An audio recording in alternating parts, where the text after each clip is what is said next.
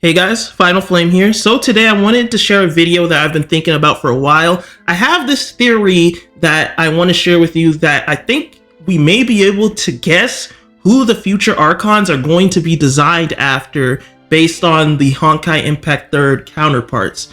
Now, I know some of you might be sitting here thinking like, oh, what are you talking about? Well, think about it. Venti clearly takes some design features from Wendy in Honkai Impact 3rd, and another very clear example is the Raiden Shogun and Raiden Mei. Now, at the end of the day, I'm not saying that this prediction is going to be right, I'm not saying that it's going to be wrong, but I just wanted to share my thoughts and then also have you guys share some of your thoughts as well. And I think it's just interesting to see if we can maybe potentially connect them so that we can see maybe that's the reason why Mihoyo is going to actually pick to base these Archons off of these Honkai Impact 3rd counterparts. But without any further ado, let's get straight into the video and I'll explain why I picked each character and why I think they'll be the Archon. God of wisdom's enemy is wisdom itself, and the oasis of knowledge is a mirage in the desert of ignorance. In the city of scholars, there is a push for folly, yet the God of wisdom makes no argument against it.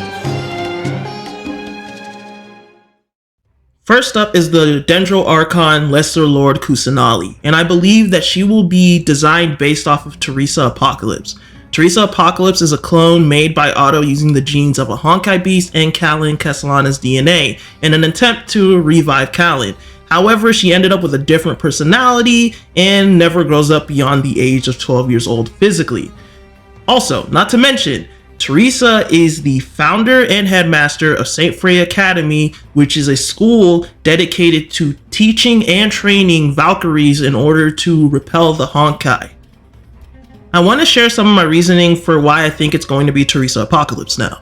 So, one of the first things that led to this was because the community had a rumor going around that the Dendro Archon is going to have white and gray hair and is going to have the body of a child. Instantly, I thought Teresa Apocalypse. I mean, it's not unheard of for Archons to be based off of Honkai Impact 3rd characters. We've already seen it before. But next off, I wanted to try and connect it a little bit deeper. So I thought about the term Lesser Lord Kusanali. Even though I know it's meant as a term of endearment, it still has the word lesser.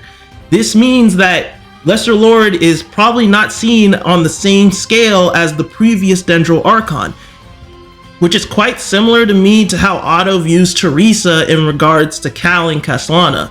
So Otto doesn't view Teresa as the same level as Kallen, even though she does have Kallen's DNA. So I could definitely see that comparison being, pretty important.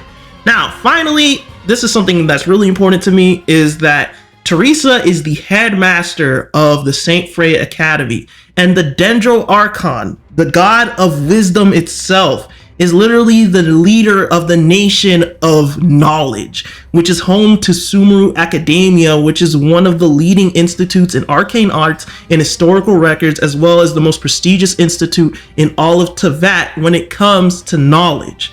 So I rest my case there. You guys can think about it some more, but that's my argument for Teresa Apocalypse. Now let's move on. The God of justice lives for the spectacle of the courtroom, seeking to judge all other gods. But even she knows not to make an enemy of the divine. Now, next up is the Hydro Archon, which is the Archon I have the least amount of information on, but I'm still going to do my best to connect this Archon to a Honkai Impact 3rd character. So, the character I believe the Hydro Archon is going to be based off of is Durandal. Now, Durandal, her name derives from the sword that belonged to Roland, a legendary paladin and partially historical officer of Charlemagne in the French epic literature. Keyword there is French. Don't forget, Fontaine is based off of France. So, something that's actually called into question many times within the story of Honkai Impact 3rd is why does Durandal support Otto and work for Schicksal and follow orders even though it's clear that they're not up to any good? And the reason for this is that Durandal replies that it's the only organization that protects the people against the Honkai. Now, you might be wondering, why am I bringing this into question? Because there's a line in the Teyvat chapter that is very clear and honestly hits pretty hard for the Fontaine portion, and that is, but even she knows not to make an enemy of the divine. Now, in this case, the Hydro Archon knows not to make an enemy of Celestia, similar to how Durandal knows not to make an enemy of Schicksal and Otto because it can put the people at risk. Now, eventually, Durandal does have a change of heart and can't sit by anymore and follow Otto's orders because the risk that he posed to humanity was so great that it outweighed the potential of Schicksal's protection. She actually eventually turns on Otto and finally stands up for her own form of justice. And I believe that this is something that the Hydro Archon is definitely going to do as well in the story of Genshin Impact. I mean, she kind of needs to stop fearing the divine if she's going to become a playable character for us anyway, because we're probably going to be going against Celestia later in the story. But basically, this change of heart that Durandal eventually has later in the series, I believe that the Hydro Archon is also going to go through it as well and redefine their own form of justice and not fear the hand of a higher power that forces them to deny their own views on justice. The rules of war are woven in the womb. The victors shall burn bright, while the losers must turn to ash. When the god of war shares this secret with the traveler, it is because she has her reasons. Now it's time for my favorite Archon, the Pyro Archon Murata, and she is most likely going to be based off of Himiko Murata. They actually end up sharing a name similar to Raiden Shogun Raiden Mei.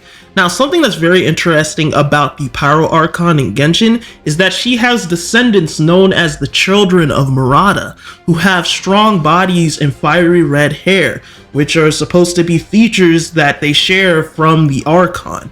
And the moment I heard this, I instantly thought of the Fonalees from Magi, you know, the warrior race in Magi, and if you know, you already know. The Magi fans, rise up. Now, Vanessa was actually a descendant of Murata. She's one of the children, and you know more about her in the manga, but she went from being a nomad to a slave to eventually becoming the first Grand Master of the Knights of Avonius in Mondstadt, and she was actually one of the 4 winds for Venti, which is actually pretty cool. Now, something I found really funny about the parallel between Himiko and Murata, I'm gonna call one Himiko, I'm gonna call one Murata, by the way. Himiko is a hopeless romantic within the Honkai Impact 3rd universe, but she was never able to really get a partner, and all of her, partnerships always ended badly. However, I found it funny that Himiko and Honkai never really got anything done, but apparently Murata in Genshin Impact has a whole, family line. So I just find it kind of funny. It's kind of like a cool little parallel between how Raiden Mei is an amazing cook and Raiden Shogun can't cook. So I'm just calling it there. But honestly, this one is really more about the physical features that have been described through the Children of Murata within the series. I don't really have anything like story-wise that I can really do to compare them, but I mean, Himiko shares the same features as the Children of Murata within Genshin Impact. Honestly, this is one of those connections that I don't think we even need to overthink. I feel like it's pretty blatant what's probably going to happen for Murata's character design. She's clearly going to have red hair and probably have a strong body, and we know she's going to be a female, and she's most likely going to be designed based off of Himiko Murata, who actually ends up sharing her name. She is a god with no love left for her people, nor do they have any left for her. Her followers hope only to be on her side when the day of her rebellion against the divine comes at last.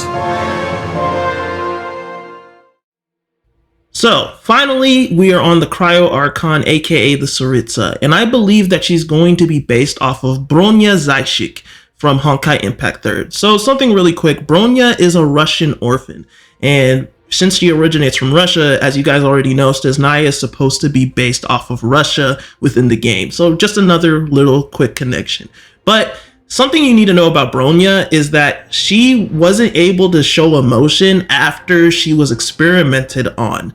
And I believe that this is a really good connection because Bronya throughout the story at first didn't really connect with people. It wasn't until later that she was finally able to show her true self and really connect with people and show her emotions on her sleeve. And this is something I feel that the Tsaritsa is also going to go through, because as you guys already heard before, she doesn't show love for her people and the people don't show love for her. I believe that the Tsaritsa eventually, you know, her icy heart's gonna melt away and she'll probably start showing some more emotions for her people and start caring about them instead of focusing purely on, you know, retribution against the divine. Now, another thing I wanted to point out is that after the experimentation, Bronya basically kind of became a, how do I say it, like a technopath, but I think it's through the power of the Honkai that she was able to do it. But basically, she's like a mega genius with technology and she can control technology. And she was like super technically advanced. And this is something I tie to Snezhnaya because Snezhnaya right now within the game is the most technologically advanced region within Teyvat. I mean, they're freaking making delusions out here. Counterfeit visions, basically.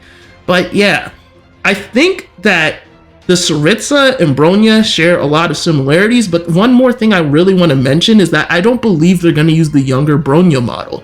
Now, if you've played Honkai Impact 3rd, you've seen Silverwing Bronya, and if you've been paying attention to Star Rail, you'll notice that they're also using an adult version of Bronya in that game as well.